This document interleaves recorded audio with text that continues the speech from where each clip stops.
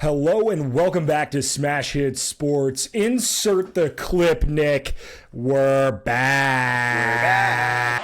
We're back. College football is back. It's week 0. It's here. I'm ready. Injected into my veins. So we have a little bit different perspectives on this. I get to watch my team play this week. I'm so ready to see Notre Dame, ready to see Sam Hartman. I'm pumped. As a Clemson fan, you don't have a stake in the game.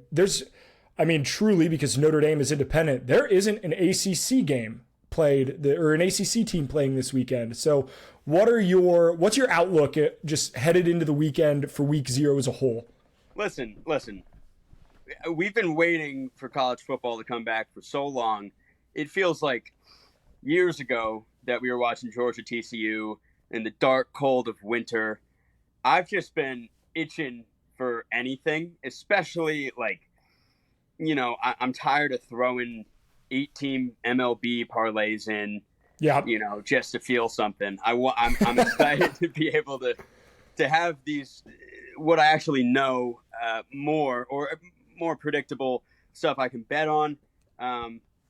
And I mean, Notre Dame's one of the 2 watchable games. So I'll definitely be watching that. USC, I'm excited to watch as well, just to see how that offense looks. So, I mean, yeah, if you're not excited for week 0, you're just not as diehard college football fan as we are. Right? It doesn't matter if the team's in it. I love it. And that's the thing. I do have one complaint about week 0, and I will say this. Whoever scheduled this, what the hell are we doing? The first kickoff isn't until 2:30. We could have had a noon game. Any of these games could have been at noon. There's 1, 2, 3, 4, 5, 6, 7 games for week 0. 5 of them kick off between 7 p.m. and 9 p.m. Why? Just put one of them at noon. What are we doing here? It is so true because, if you threw, I'm not going to be watching UMass New Mexico State. Yeah. You have, on the notes here, you have UAss, just FYI. I'm assuming. That is unintentional, but 100% appropriate. I'm assuming it's, UAss is, honestly, if intended, that's hilarious. But, yeah, I'm not watching that. But if they had that as the only noon game, I'd probably throw it on just to, see the new scoreboard and all that, Yeah. So, for viewership, I get what you're saying. Yeah, it just, and you have, so Navy Notre Dame, when that game ends, you have UTEP at Jacksonville State at 5:30. So it's all right. Yeah. You really have kind of a gap there until 7 o'clock. And even then, the other watchable or, the other ranked team that's playing this weekend is USC. And that game starts at 8. So you have such a big gap between the Notre Dame game and then you get more watchable football. I don't know. Whatever. It's really, for me, I'm going to throw on Navy Notre Dame. I'm not in college anymore, so I'm not going to be daging on Saturday. I'm probably just going to be home at 2:30 as people are when you're out of college. So I'm absolutely watching that. But for the rest of the games, it's Saturday. I'm not going to commit my my day to this week 0 slate because it's not exciting. But to watch the highlights, I'm definitely going to be I wonder how USC looked. I'm going to watch as much film as I can. So I'm pumped. Yeah. It'd be cool to be in Ireland for the Notre Dame game. Did you look into that? Fuck, dude. Yeah, the tickets sold out immediately. It was very expensive. As much as I would love to, that's not in the cards for your boy until we get the subscribers up. Yeah. Subscribe, I will then make videos of me going to cool places to watch football. We will go and do shit and see things. You guys give us money and we'll go have fun. Yes, then we will be able to afford, because I think tickets to Notre Dame Clemson are $400. I can't. Yeah, we would love to go to that game, but fuck, man, that's a lot of money. Yeah. I might go down just to be in the atmosphere, but we talked about before. I've seen Clemson Notre Dame play live 3 times already in my life. I'm not spending $400 to see the same game again. Yeah, for sure. So For sure. But this is a pro weekend. this is your fantasy draft weekend. This is the best weekend to do it. You watch Notre Dame Navy, that's done. You do your fantasy draft and you bullshit. There's football on in the background, so it's going. And then at 8 o'clock, by the time your fantasy draft's done, you guys grab some wings, pizza, beer, and you watch USC. That is the logical progression of how this weekend needs to work. You get in 18 holes in the morning, right? Because you got time. You break 90, you're gonna have a great day. Look, I'm not a rookie at this, man. We've been doing this for a while. All right, I've been out of the college game a little longer, so that is how my Saturday is built. But let's get into these games, and let's start with Navy Notre Dame because it's the best game on the slate. Notre Dame is a 20.5-point favorite. Over under is 49. I'm excited to see our first look at what Sam Hartman, new offensive coordinator. We get to see some, probably one of the bigger transfers in college football play right away, and I'm pumped for this game. Yeah, listen, Sam Hartman, Wake Forest doesn't get any media recognition compared to Notre Dame or some of these other ACC schools. I think there's a lot of people out there that still don't really know how good he is, even though they were a ranked team for last year, the year before. So I think it's going to be his, coming out party for being maybe a sleeper Heisman candidate, or just people are going to kind of fall in love with his talents. Again, he's old. He's a vet. He does everything really well. But with to play devil's advocate, Navy, they were the unluckiest team in college football last year. I think they lost 9 games by 1 possession. What? Yeah, it was insane. They covered the spread a ton and lost a ton of football games, which typically does not go hand in hand. Right. So it's kind of I literally just made a video on my TikTok about Notre Dame's schedule, and I was saying I think Navy Notre Dame is going to be more competitive than other people are assuming. I don't think it's going to be close. I didn't know the spread was only 20.5.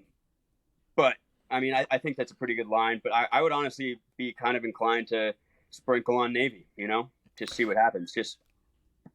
I'm with you. So the stats that I pulled for this is Notre Dame is 3-5 against the spread as a favorite last year. They lost 2 of those games outright in Marshall and Stanford, right? So some we got to think about. And then Navy was 7-2 against the spread as a dog. They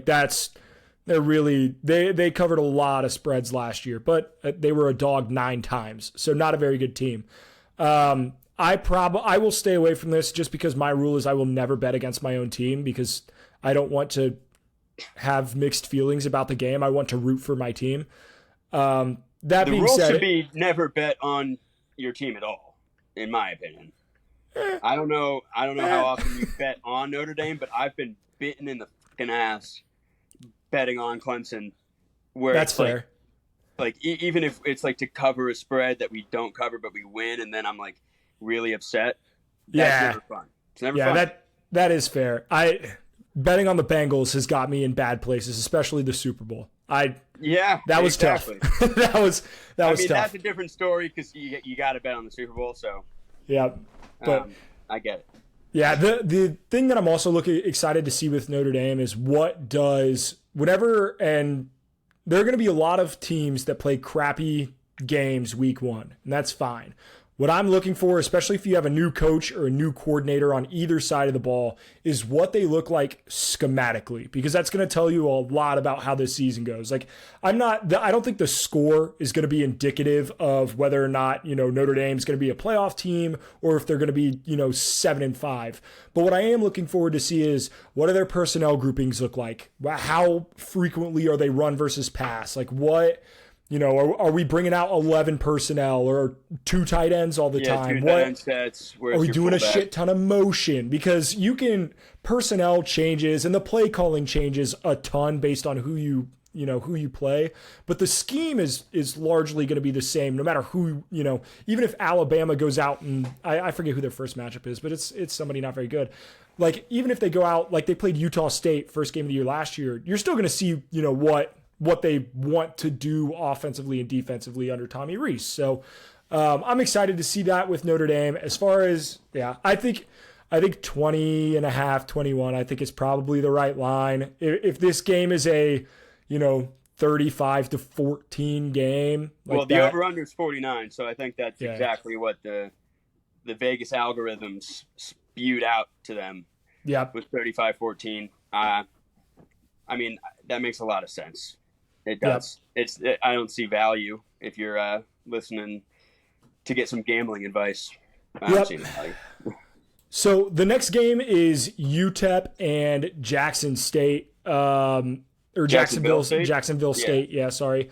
That game is a pick'em. I don't have a feeling either way about that game. I looked at both teams were just about 500 covering the spread last year. This is Jacksonville State first year moving up to FBS. They are one of, I think it's Jacksonville State, Sam Houston State, and JMU are the three teams that are ineligible to play in the college football playoff or a bowl game because of them moving up, which is the dumbest goddamn rule in the NCAA. I actually do not understand at all why that exists, and it never really comes into play in college football, but college basketball. Yes, it definitely does. Like every year, there's a team that wins their conference tournament and is not eligible for no fucking reason. Change it. Yeah, it's so stupid. So that dumb rule. I'm not 5:30. Like I'll throw this game on when it comes on, but I'm not going to bet on it. I'm not invested in it. Whatever. Farley Dickinson wouldn't have been in the tournament last year if that rule didn't exist. Yep. Because they were in the conference with whatever the team was. I don't remember, but I had Purdue in the Final Four, so maybe that rule actually cost me a lot of money. So maybe I'll write a strongly worded email. But I don't think I'm touching or watching or even checking the score of UTEP Jacksonville State. If you're a fan of either of these teams and you can prove it and you watch this YouTube video, I'll give you $10. That's if we get a comment being like, I'm a fan of Jacksonville State with a t-shirt, hey, you can prove it, respect, man. I'll watch a game for you, but I highly doubt that's going to happen. So, not going to watch. Don't care. Then, all right, so let's go to UAS. Yes. New Mexico State.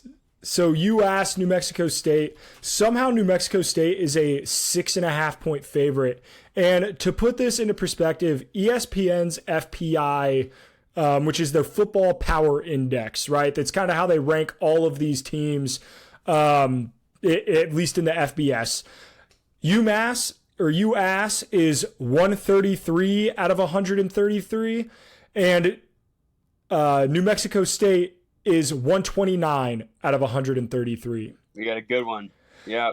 These teams are both dog shit. If I had to pick, I would pick UMass to cover the spread, which is a sentence that I will not say the rest of the year on this show. Or that's insane. The rest of eternity. I mean, one, ESPN FPI for week 0 is a bunch of hoopla.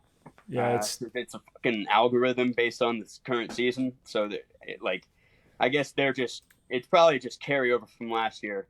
So Georgia's third on it for what it's worth. I would go UMass money line, just because it's probably plus 200. Yeah, that's a good call. You get a team that ESPN is saying was the worst team last year, and I just think that in any sport, and again, I'm bringing college basketball back into it, but IUPUI that year, that they only had 4 players on their team. They were the worst team of all time. Yep. The next year, everyone's like, well, they're going to continue to be the worst team of all time, but they weren't. They were, a little bit better because you can't be last when there's 133 teams. So I think UMass is going to go in and play a team that is also shit, and they can beat them and then probably lose the rest of their games. Yep. They're plus 200 on the money line. So. Yeah, 200. Oh, so I was right on the money there. Yep. Win totals or over-unders 45. It's going to be a stinker of a game. I don't know how I would even begin to guess on what to bet there. Yep. On the over-unders. Not a chance. Yeah. Let's move on to Maction and Mountain West. a powerhouse group of 5 matchup here between Ohio and San Diego State. And this is actually a game that I will be a little bit interested in because Ohio has a very good offense. I think they are one of the better G5 offenses and one of the better MAC offenses, at least statistically. And San Diego State always has a pretty good defense. Like maybe it's the style of game that they play, but they play solid defense out there in the Mountain West. I love Ohio in this game. San Diego State is a 2.5-point favorite. I'm taking Ohio on the money line. This is a game I will actually watch I'll watch it until the USC kickoff, and then once that game gets out of hand, I'll probably switch it back to this, to be honest with you. Yeah, I mean, so San Diego State, like you said, they normally are competent on defense. I feel like they always have a good running game. There've been running backs coming out of that school, for a while now. But again, the only thing I really know is that this Ohio has Rourke at QB. Yep. Dog. He's probably the best QB in the MAC. He's great. So just based on that alone, I would go Ohio. But this is where I start to get a little tingle of why the hell is San Diego State favored if it seems this obvious that they're worse. So I don't know. I'd have to look into it more, but I think I like that QB. I like that kid. He's good. I got to roll with the Bobbies here. OU, oh yeah. A couple stats for you. San Diego State was 0-4 against the spread as a home favorite last year. They are a home favorite here. Rourke, his stats last year, 3,200 yards, 25 touchdowns, 4 interceptions. And Maiden, I think it's Jalen Maiden, the quarterback for San Diego State, 2,000 yards, 12 touchdowns, 10 interceptions. So he's not really a passer from what I remember. Yeah, but even if they do run the ball a ton, I still feel pretty good about Ohio. They went 10-4 last season. They had a good year. They lost it. I think they lost in the MAC championship to Toledo. I don't remember. I don't really follow the MAC until they start playing their Wednesday and Tuesday games. Yeah. Right, because then it's it's Tuesday night. What's on? Oh, Akron versus Ball State. Let's fucking go.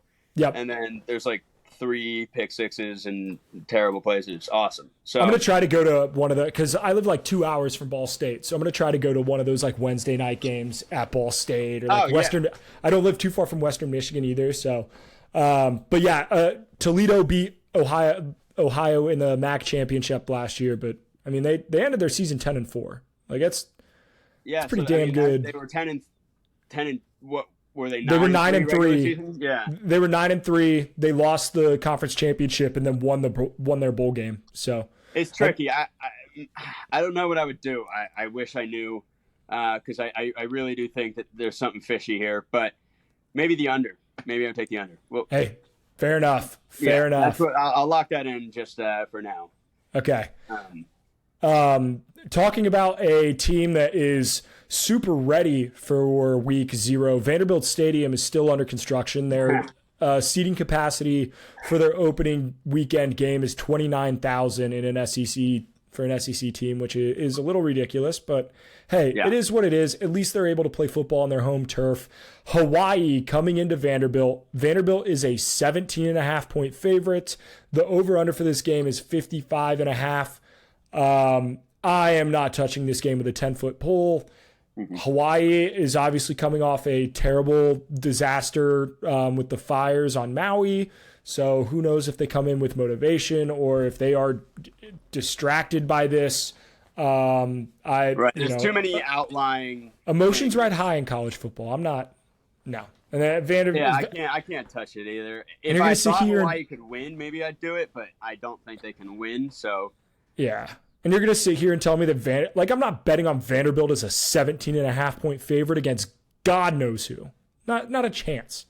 Yeah, I mean, if Hawaii didn't have this, outside, tragedies that they were probably dealing with emotionally, I think I'd slam Vandy just because Hawaii stinks. But again, like you said, I I can see like this being like a fucking movie, like possibly, Yeah. So yeah, I don't want to touch it. It's week 0. I don't care about watching the game, so I don't need to gamble on it. I don't care. Yep, and they kick off a half hour before the next game, which is San Jose State USC, 8 o'clock. This is not projected to be a close game. USC is a 30.5-point favorite. This is what I will say. I am excited to watch Lincoln Riley and this offense and Caleb Williams and their new wide receiver that did he transfer in from Arizona? I can't remember. I don't know. But they got a new wide receiver to replace Jordan Addison. This is going to be a fun team to watch. I am excited for, probably the first 2 quarters of this game, first half. Yeah, I think this is a highlight game for me. I just want to see the big plays. I guess a little bit of me because I am kind of riding high stake-wise on USC this year. I have them going undefeated. They have a really tough schedule, so I'd like to see some really positive things from a scheme standpoint, like you were saying. Yeah. But as far as me needing to watch it, USC, if I had to touch it, I would take their spread because I do think USC's defense is going to be a lot better this year. The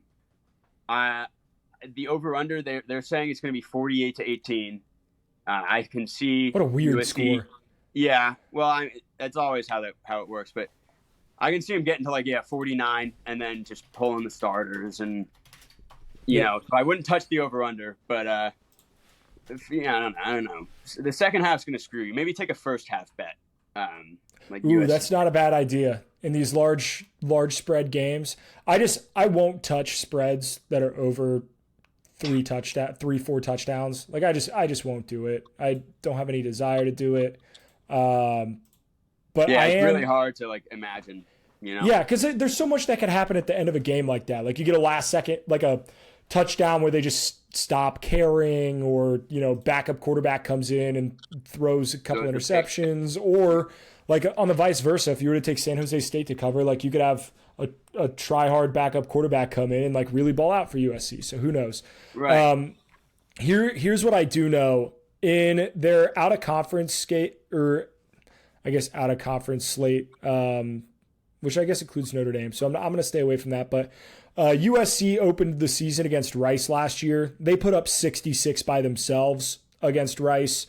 Obviously, San Jose State probably has a little bit better of a defense, but I'm going to take over 66 in this game. USC went over that 66 number in 11 out of their 14 games last year. They went 11-3 to the over last season, which was the best of any team in the country. The only other team to go over over the point total in double-digit games was Ohio State. So 2 of the best offenses in the nation. I'm going to ride with USC in the over 66 just because night game, I get to root for points. That's sick. That'll make it really fun. Post fantasy draft, just trying to get touchdowns. Again, I do think that is more likely than the under, but I think there's a way that it's 56-3 final score because I do think USC's defense might be coming out, with a bang. They've heard a lot of people talk shit about them this offseason, that's for sure. Yeah, I know. Myself included. So I know. So I'm not going to be touching that, but I'll take a first half spread for USC. Bet. And then the last game, 9 o'clock kickoff, which is crazy to me because this game is in Louisiana. It's FIU at Louisiana Tech. I actually believe that FIU might be the worst team in the country this year. They're god awful. So if you needed to bet on this game, if you're just deep inside, you want to bet on a 9 o'clock kickoff, Louisiana Tech. You're deep dive in the FIU La Tech. I'll say I like Louisiana Tech's coach, and I think they had a really they have they've bought into the culture there, but everything's so new. Yeah. So they kind of got dogged last year a bunch, but I think they actually have a decent chance of being pretty good this year, as in a 6-7 win team. So again, I'm not going to be touching it because I don't want to watch. I don't want to have to worry about it. But I would take Louisiana Tech for sure. Yeah. One player to watch in this game is the tight end for FIU. His name is Rowdy Beers. Oh, yeah. That's just fucking sick. Yes, the all-name game or team. What is the all-name team this year? It's fantastic, right? I've seen a couple graphics. I might make my own before week 1, you know? Yeah, dude, because I would love to, Well, maybe. run Okay, over those. let's do this. Before week 1, we will do a name draft of college football. Ooh. We'll do 5 guys yeah. each. We will do a name draft. We'll each come up with a list, and we'll put that graphic out on the internet and let y'all vote to see who had the best name draft. Yeah, what 5 would you rather have on your team? Hell yeah. All right, Yeah. so that's on the slate for next week. But that is all the games for this week. We are going to be doing weekly previews before every week. I can't wait, man. This is just the taste. It's just the taste. So I think we are going to be doing a college football playoff preview before the week 1 games. So be looking out for that. It'll be out Spotify, YouTube, all that good stuff. But make sure you subscribe to the channel and be a friend, tell a friend. We're at 180 subscribers. There's no reason we can't get to 200 here within the first week or 2 of the season. So We were at 130 2 weeks ago, guys. Yeah. You've been killing it. road to 200. We love you. Yeah, we do. You're the OGs, so we support you. Would love to, be able to remember you. Absolutely. We will see you guys in the next one. All right, sign off.